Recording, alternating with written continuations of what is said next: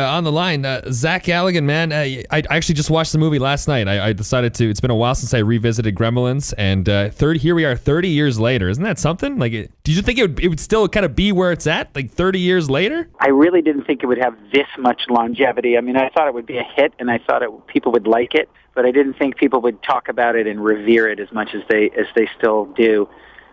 30 years later, at least to me. I mean, I just get bombarded with all sorts of stuff every day, or people are still like, dude, I love it. Dude, it's awesome. You know, all that thing. So it's caught on to a whole different generation. Yeah, and I know we have, like, there's film festivals all the time at the theaters. Cineplex puts them on, and they show it again, and parents passing it on to their kids. There's merchandise, and did you ever get annoyed with it, though? Do you get tired of talking about it and people asking you about it? I kind of did for a while. I think I went through a period that I would call gremlin fatigue, and that was probably maybe mid to late 90s, where I was just kind of like, geez, can't we talk about anything else? But now what's kind of happened is, especially I would say in the last 7 or 8 years, it's sort of started to morph into like a Christmas movie, really. Yeah. It's kind of like, I mean, it was always a Christmas movie, but it came out in summer.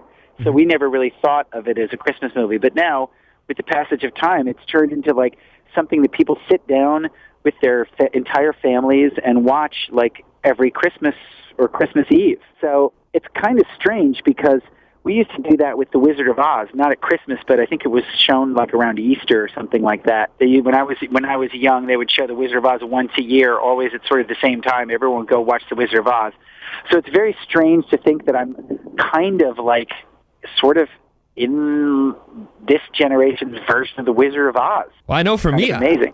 As a kid, I watched it, and the thing with me is it gave me nightmares, and I hated it. My parents did, but I insisted on watching it every time. Like you are part of the reason why I couldn't go in my basement as a child for like at least 10 years. So thank you.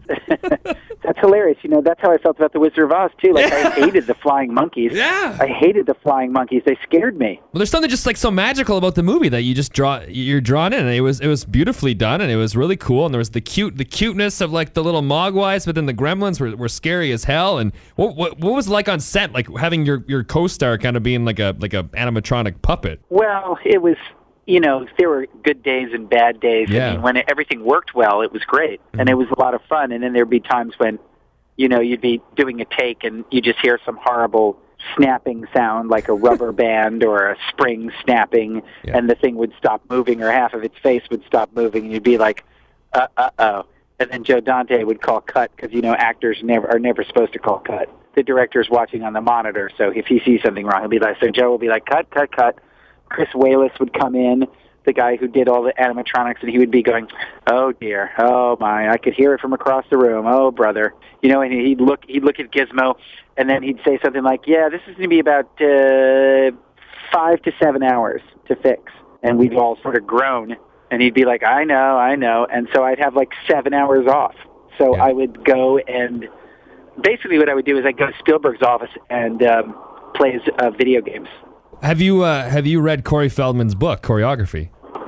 Yeah, he talks about it. Yeah, he actually does. It's like, page 63? It says, Zach and I play arcade games like Food Fight, Paperboy during breaks in filming. He also said that you actually got the game moved to the office because you played it so much. Is that true?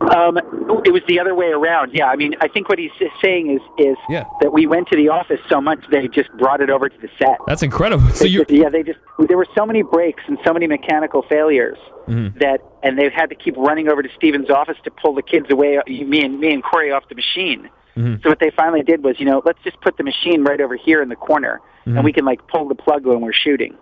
And then we can plug it back in, and the kids will be 10 feet away from us, right? Because Steven's office was a good, probably 2 city blocks away from the stages. So they'd have to, whenever they were ready to film, someone would have to literally either bike over or jog over or golf cart over to Steven's office to get us. So Spielberg was basically like, why don't we what machine do they play? They're obsessed with Food Fight. I was like, okay, well, Steven was like, let's just take the Food Fight machine and just put it right next to the set. So I would take, they'd be like, cut, and I'd be like, cool, and I'd walk 15 feet and start playing. Nice. It was genius.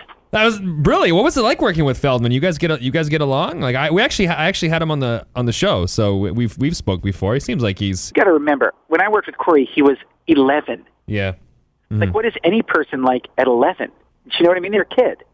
I mean, I read his book, and I got to say, I was really, really shocked and saddened by, like, the abuse that he kind of took from his folks.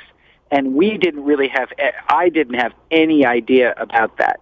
However, looking back, I will say one thing that I can remember, which is he always seemed so happy to be on the set and so grateful for every little bit of attention he got. And then when he had to go home, he was so bummed. And I just thought it was because he was having a great time. I didn't realize that, like, the kind of hellish environment he had to return to.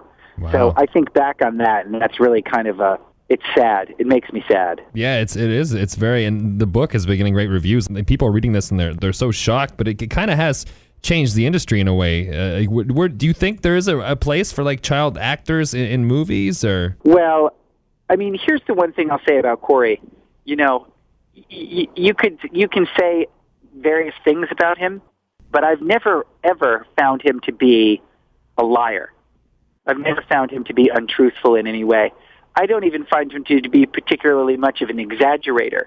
So I totally believe it. If he says that, and look, I mean, I met Corey Haim several times. I had his phone number in the phone I'm talking to you right now on the day he died. Wow. So that was kind of shocking, And although, I mean, obviously Corey knew him a trillion times better than I did. But, I mean, I met him in 1990 and saw him all the way up to his death. And, I mean, that young man was running from something. Like, you don't try and blot your entire life out with drugs unless you're trying to kind of stamp something out or run from something. So I completely believe it, and I think there's got to be. I think parents have to do a lot of policing if they're going to have young kids in this business. Now there's talks of a reboot and all that stuff. Are you looking to get involved? Are they going to write you in as, like, a cameo, or do you know anything about that? Well, let's put it this way. Here's what I can tell you. I can tell you that the situation is fluid. I can honestly tell you that nothing has been decided at the moment. I mean, they don't even have a script written yet, so. Gotcha. That's why it's a fluid situation. There's even my guess is it'll be a reboot.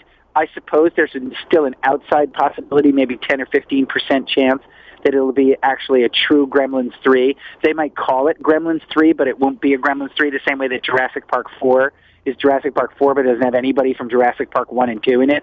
So it's like Jurassic Park 4, but what's the difference? Because it's all new people. I see. You see what I mean? So they could call it Gremlins 3 and have nobody from Gremlins 1 and 2 in it and still call it Gremlins 3. Is it something that you'd be interested in revisiting if you were ever approached on that? Yeah, well, I mean, the idea that I've always thought would be great, and it's a very self-serving idea, but I also think it's a fun idea that the fans would like is, what's going to happen with Gremlins when they reboot it or whatever they do with it is that a lot of parents are going to take their kids. Yeah, exactly, yeah. You know what I mean?